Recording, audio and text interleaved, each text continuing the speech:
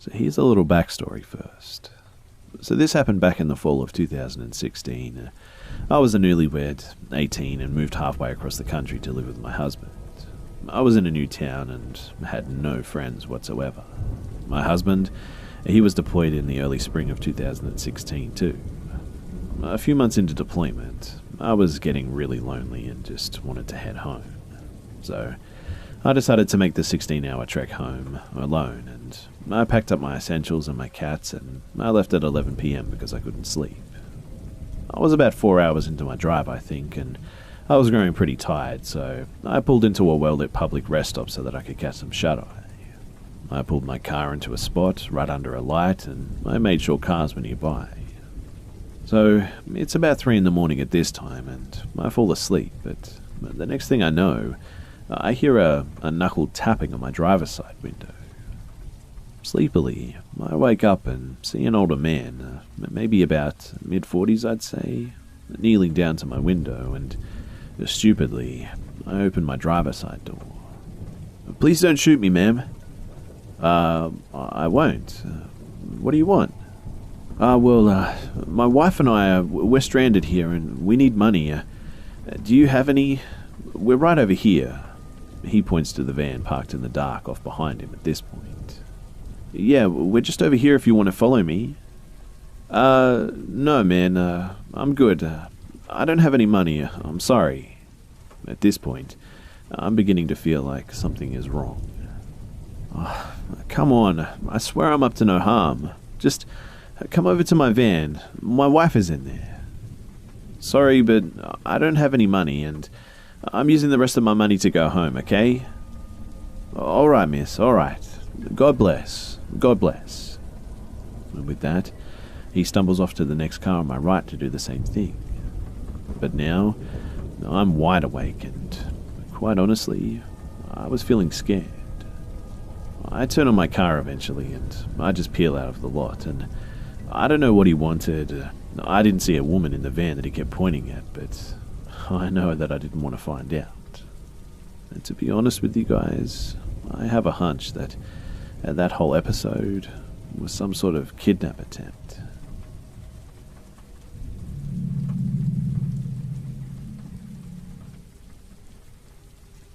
When I was in middle school, about 11 years old at the time I'd say, I had a neighbor who lived directly across the street who barely ever came out of his house. He was really tall and always wore black clothes, windows always dark, almost like they were boarded up from the inside or something, and it just had an uncanny creepiness about him. Most people in the neighborhood felt the same way too. Basically, the only reason people knew he existed was because he would just randomly open up his front door and walk extra slow to the mailbox and then back inside of the house, sometimes not even getting the mail. So yeah, just a really weird guy. And I was never, ever allowed to have my window blinds open, and if I was caught with mine open, my parents would scold me, and they were just really serious about that. So I was waiting at my bus stop one morning. It's about 6:45 in the morning, I think, and the sun was barely up yet. My bus stop was at the end of my driveway, only about 20 steps away from the front door to my house. While picking a song on my iPod with my headphones on, I noticed in my peripheral that creepy neighbor is walking up our street. It's a hill, and at this point he's past my driveway and going further on up the hill, but not quite to the top where it plateaus. But then he suddenly turns around and he's walking back down the hill. At first, I didn't think it was that weird because, like I said, he just does weird things often anyway. But then, I realized that he's cutting across the road diagonally, directly towards me. My brain is processing what's happening, and considering nothing had ever happened to me before that would make me be concerned for my safety or anything. I mean, the neighborhood is safe, and the fact that I was a kid and all that, I thought maybe he just wanted to talk to me or something. I must admit that I was a little scared, but for some reason, my first thought wasn't to run away or anything. And then, I hear a slam, and my dad's sprinting out of the door to get me. Apparently, he was watching from the window and wasn't about to let this guy do whatever he wanted to do.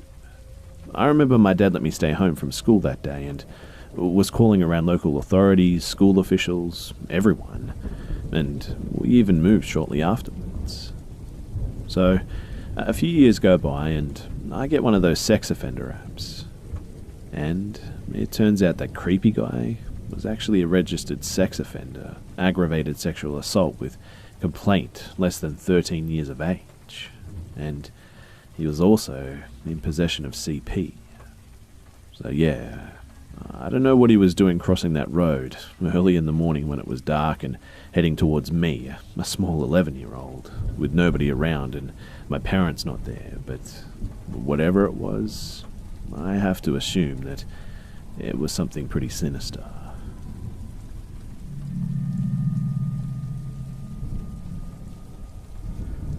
At the time of this story, it was the summer after junior year, and a couple of my buddies and I were at someone's house doing the usual things teenagers do.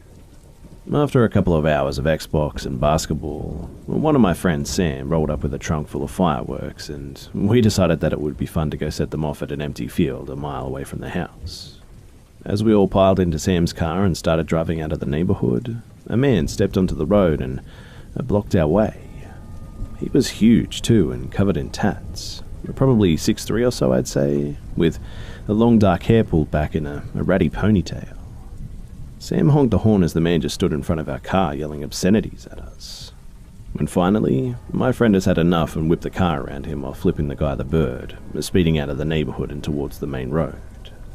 A couple of minutes later, and we got to the field and set up the fireworks. As we all hid around the edges of the grass, Sam stepped forward and lit the firework up. Seconds later, the firework ignited and exploded, much louder than any of us had expected, in fact. It was so loud, in fact, that I ran back to Sam's car with him, and he slammed on the gas and flew out of the parking lot onto the main road. As we neared the entrance to my friend's neighborhood, it dawned on Sam that he had left the rest of the guys back at the field. So he stopped the car and made me get out so that he could go retrieve the other guys. I didn't understand why I couldn't go with him, but it didn't matter. It was a nice summer night anyway, and I sat down on the sidewalk near the entrance of the neighborhood and just pulled out my phone. After a couple of minutes of phone games, it died in my hands, and I thought, shit. And I just sat back and enjoyed the weather, waiting for the headlights to come back down the road when I heard a slight noise behind me. I turned my head, expecting to see a bird or wind-blown branches or something, but the streetlight outlined the figure of a man. The man from earlier, in fact. He had crept up behind me while I was sitting there, and he locked eyes with me, and I was immediately struck by the wild look in them. Like he was both looking at me and looking through me at the same time or something. I got up and backed away slowly, and then turned and started walking away from him. He kept pace with me, though, and began to yell at me, "Hey you, get the fuck back here." I increased my pace, and he continued to match it, screaming at me the entire way, and eventually I was full out sprinting away from him, and I heard him slow down. I tore down the sidewalk back to the parking lot of the field and was reunited with my friends before relaying the story to them as well. As we drove back, we searched the area for him, but he was nowhere to be found. It dawned on me, though, that if my phone hadn't have died, I probably would not have noticed the footsteps of the man and probably would have not had such a fortunate outcome in the end. I don't know what his problem was or what he was going to try to do to me if he actually got a hold of me, but man, am I glad that my phone died that night.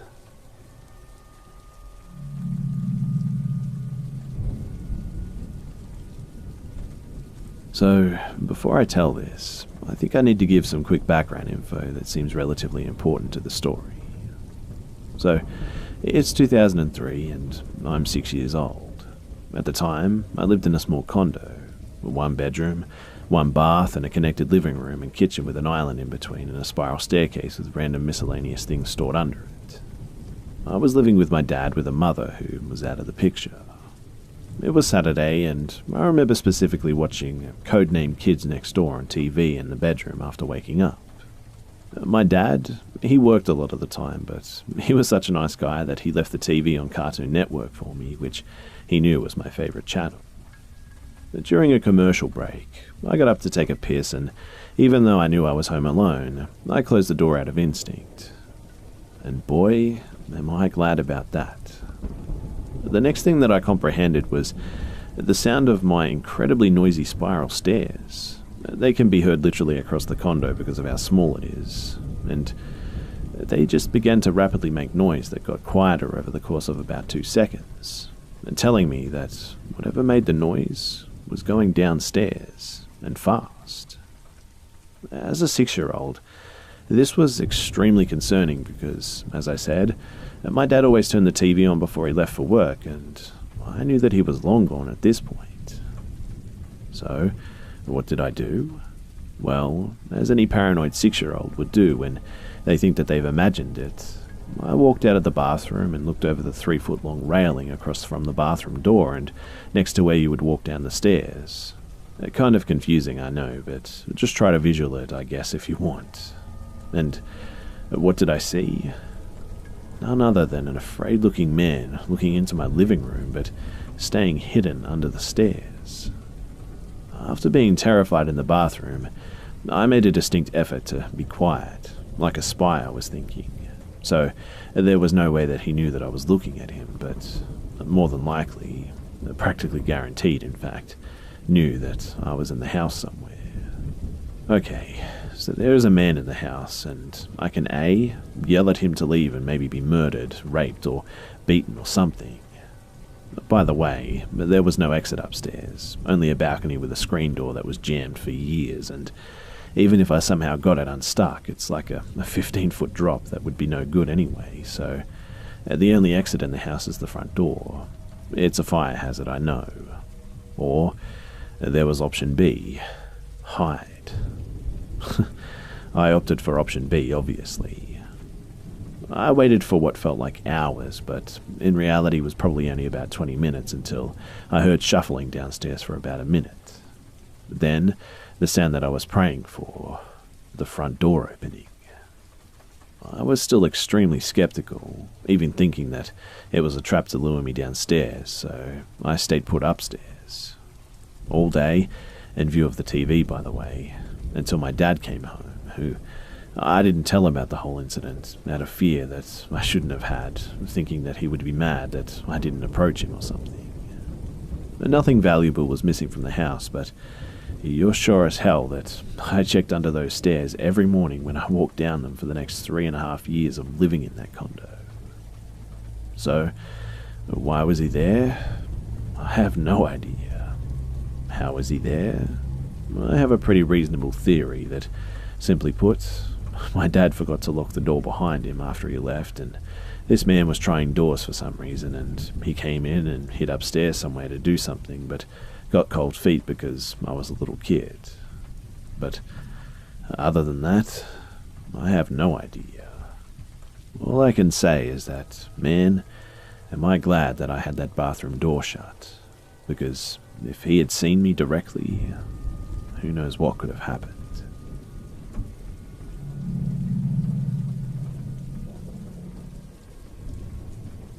Back in 2013, I was living with my ex at the time, who lived near a nice country village, and as I was in between jobs at the time, I picked up a job at a local garden centre. It was casual retail work, fairly decent pay, and easygoing enough that I could take a coffee break frequently and wear basically whatever I liked as long as I wore my work polo shirt. It was walking distance from my ex's house and full of people of all ages who were the most lovely people that I've ever met. Most of the regular customers who came to the garden centre, they were usually sweet old people who would visit the cafe because we had free tea and discounted lunches for the OAPs if they had a store card. So, you often got to know all of them, and some of them we even gave nicknames. Most of them were pretty sweet, like Pink Hair Lady. She was a badass 80-year-old grandma who wore a tasseled leather jacket and bright pink hair. But then there was Camper Van couple who used to drive a really cool camper van with bright orange flowers painted on it. You get the idea. But with Creepy Artist Man, though, he gave most of the young girls there weird vibes. He wore a straw hat, was in his late 40s, I'd say, had round gold-rimmed glasses, and would wear strange graphic shirts with naked women on them, or processional pussy patrol sort of slogans on the back and stuff. He always wore ripped jeans where his knees were always hanging out of them, which were always dirty and painted or mud or something. He had this weird half smile too that would never leave his face, and kind of a leer that made people feel uncomfortable. He would take off his glasses and clean them constantly, which kind of made you feel like he was trying to get a better look at the girls who worked there or something. Especially the younger ones, 16-plus school leavers usually. Anyway, it was a roasting hot summer's day, and I had gratefully accepted the job of watering the hanging baskets outside where I could avoid the humid, sweaty heat of the greenhouses. I was wearing black shorts and my red polo and my tool belt to prune and deadhead the plants as I went.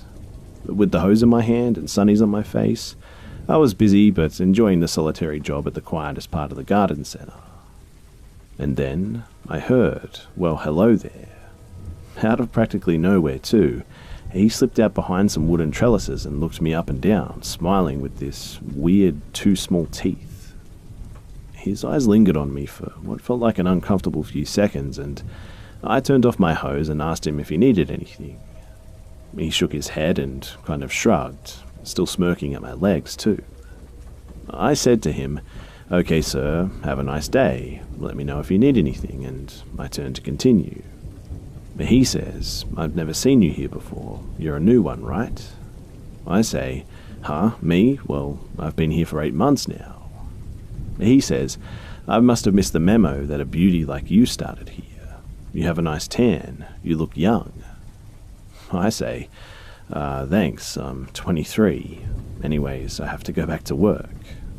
And he says, "Nice to meet you," and quotes my name. I suddenly remember my name badge, and I get slightly irritated that he now knew my full name. I make a beeline for the smoking area where the tool shed was with an excuse to grab some smaller gardening gloves, and by the time I returned to the floor, he had left, thankfully. As the weeks went by, he would come into the store regularly, usually mid-afternoon I'd say, coincidentally, or so I thought, around the time that I started my shift. Most of the time, I was the only cashier, so I would have to serve him. He would buy the most just smallest pointless things like florist wire or a tiny bag of birdseed, and it seemed like he would purposely make a purchase with the intention of interacting with me. He would make comments about my appearance, statements mostly like, "You have your hair different today, yesterday you had it down, you have new glasses," or "That's a different lip colour to yesterday." He would always announce my name loudly and deliberately during every interaction too, and I felt really uncomfortable, but I was 23 and I kind of just politely shrugged it off at the time. Around Christmas time, I was decorating the artificial trees, and he cornered me in the forest of them at the back of the store. He jumped out from behind one, and he actually made me jump, to which I was kind of pissed about him doing because I dropped a glass ornament and it had smashed. He bent down also and tried to help, grabbing my wrist and telling me not to touch the glass. His grip was actually scarily tight and forceful, and his hands were clammy and gross too. I slipped my hand out of his grip and asked if I could help him with anything, and that's when it got weird. He pulled out a leaflet from his back pocket and told me that he was an artist and had a Christmas art show happening in the local church hall, and he wanted me to go with him. He told me that he was a painter and thought that I would like his work. I had never indicated that I was interested in art, to him or anyone else for that matter, which is why I thought it was strange. I asked him if he wanted to pin the leaflet to the local event board, and he reached out and touched my arm and said no. The invitation is specifically for you. He pointed his finger and jabbed it to my breast, and then he said, "You." So I'm standing there in a dark corner, obscured from view by artificial Christmas trees, just kind of cornered by this guy who was touching me at this point. I kind of just cringed away and said I was busy with my boyfriend that day, sorry, and kind of just scampered off at that point. I remember feeling really strange after that though. The fact that he grabbed my wrist and jabbed his finger into my chest that way, I told a few of my colleagues about it, and they told me that they would warn me next time he was in the store so that I could maybe hang out in the storeroom until he was gone. Well, that memo must have been missed by a few of the temp Christmas staff, because one day I get told by one, "Your friend is asking for you at the tills." It wasn't totally unusual for my friends to stop by, as it was a fairly popular for gift store, so thinking it was maybe my ex's mum or something, I head to the till, and there he is. And he's holding a piece of paper. I cringe, but he had seen me now, so I walk over and ask what he needed from me. He passed the paper over and asked me to open it. Folded up was a drawing of me with exaggerated breasts and cartoon-like eyes, watering with hanging baskets in a sexual kind of position. I kind of stood there and I said thank you out of just a knee-jerk response, but I couldn't keep it as I thought it was inappropriate to take gifts from customers and all. I handed it back to him and he kind of looked at me with this angry stare. He turned around and walked out just without another word. By this point, I had had enough, to be honest, and I knocked on my manager's door and told him about the whole scenario that had just happened and all the previous interactions that I'd had with him over the past year. He watched the CCTV and agreed that it was really strange that he gave me this gross picture, and told me that he could talk to him if he came back. He praised me for my reaction to his advances and said that I was doing the right thing and he would try and see him off next time if there was a next time. So the next day was Sunday and I wasn't due to work. My boss calls me and tells me that he just received a call from HQ stating that an anonymous caller had called in to report a staff member inappropriately coming onto a customer. The staff member that they described and named was me. The caller had said that I had been inappropriate towards him at work, offered to have sex with him, had led him on, and obviously was promiscuous, and that I had been pursuing him for over a year now. The jerk even described a fictitious relationship we had had and ranted loudly about how I'd been cheating on my boyfriend before hanging up.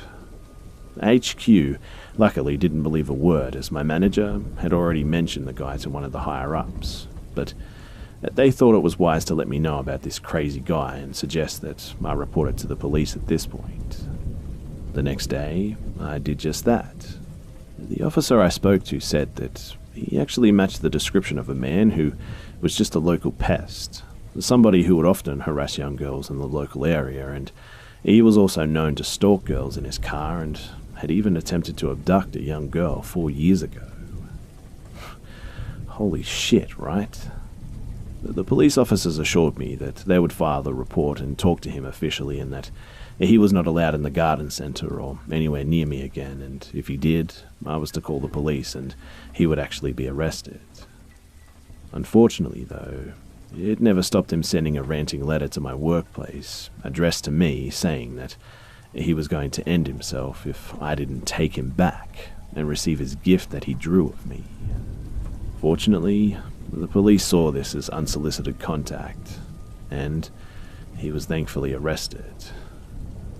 I don't know where he is and whatever happened to him, but the fact that he actually tried to abduct a young girl 4 years ago is creepy, to say the least.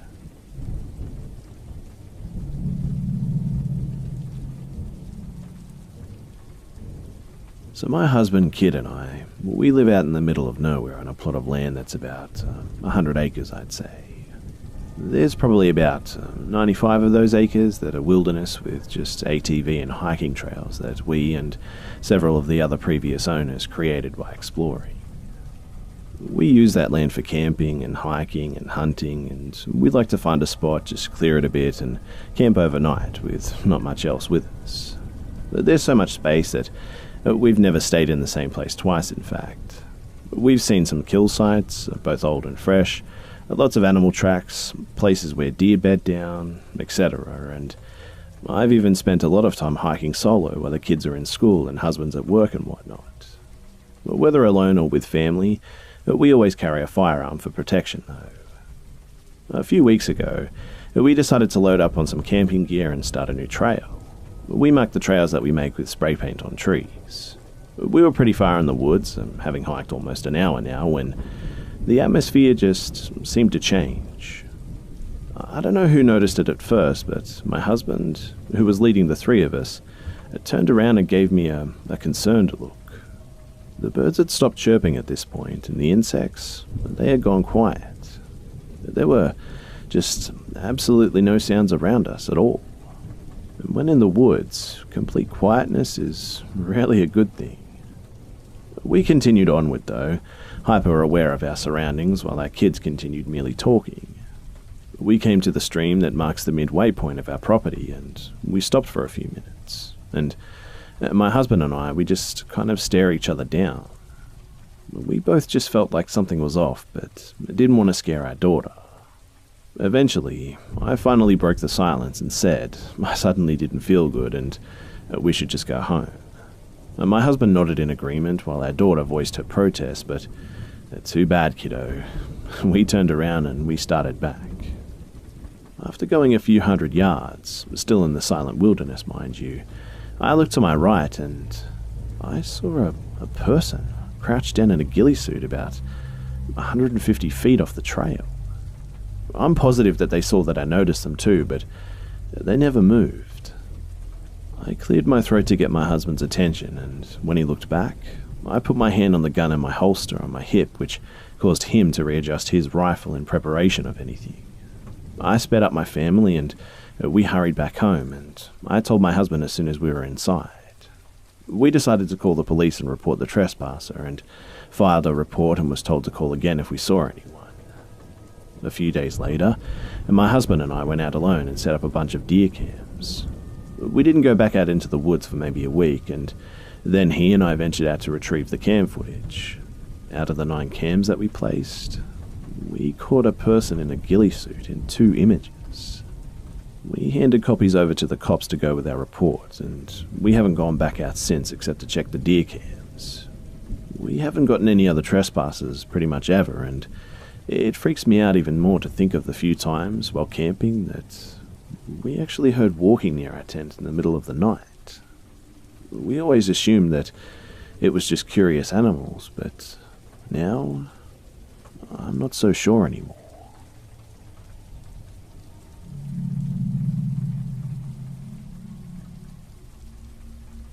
My mother and father had been separated since I was about 1 or 2 years old, I'd say. And I visited my father occasionally during the summers while I lived with my mother. But for some reason, my mum believed that it was a great idea to send me to my father's this summer. And this, despite at the time, he didn't even have an official place to stay because he had gotten kicked out of his home a few weeks after I'd gotten there. And so, he resorted to staying with a friend that he had met at a past homeless shelter, Pete. Now, Pete's home on the surface looked decent, and even though he seemed odd, nothing rang any real bells, and he seemed pretty much okay. The first night that I knew something was wrong, though, was when I fell asleep in his bed. That night, I woke up with bedbug bites just all over me. I mean, they were just literally everywhere. When I first complained to my dad about the bites too, Pete was a bit upset and said, "My bed don't got any bed bugs, you must have brought them in." And he was just in absolute denial at that point. Another side note, my dad left for work, leaving me alone with Pete for 8 to 12 hours a day sometimes. After a few days of being there, I started to get more restless too, because Pete would sometimes make suggestive comments toward me that he had sexual implications, or would just refuse to let me eat anything until my dad came home. For many of those wondering why I didn't tell my dad was, well, because I assumed that if we didn't stay here, that he would end up living on the streets, and I'd rather deal with this asshole than live in a cardboard box, right? However, one day, I was a bit more talkative than usual. Mind you, at this time I hadn't slept for around 21 hours and hadn't ate for half that time. I was exhausted, but the bedbug bites constantly made me itchy, and I couldn't sleep, and I just had to talk. I don't remember completely how it even got to this point, but all I can remember is that I was in the bathroom. So, at some stage, I think I possibly told Pete that I was just fed up with him and would tell my dad. And as I closed the door behind me, he suddenly came charging in like a bull. I tried locking the door, but he wouldn't let me close it. A 12-year-old versus a grown man, I didn't stand a chance strength-wise.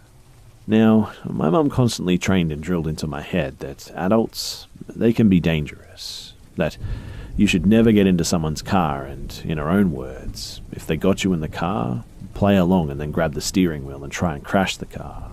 It's better to die than have them get you to the second location. And no matter what, even if you have to risk your life, never let them get power or take you into that second location.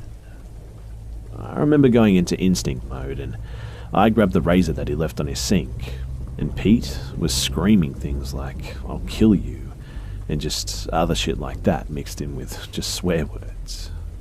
I remember I stupidly dropped my phone near the toilet, but opened the door and slipped beneath Pete's arms. I sprinted for the door and he caught me and slammed me into the wall. I remember slicing his arm with a razor when he tried to strangle me and getting up and just running outside of his house. He wasn't able to catch me at that point, and then I made another stupid mistake. Some old guy beneath our floor kind of knew my dad and offered me to stay at his house and wait for him to get home. Guys, I know that this was dumb to accept, but I was tired and hungry and just wasn't thinking straight. When he had made me a sandwich and gave me a blanket to sleep on his couch, I was thinking, what if he poisoned this food or was going to try and rape me when I fell asleep or something? Imagine a 12-year-old thinking about all of this already. What a world we live in, right? Next thing I knew, I fell asleep with the razor clutched into my hands. Yeah, I fell asleep in this man's house who I didn't even know.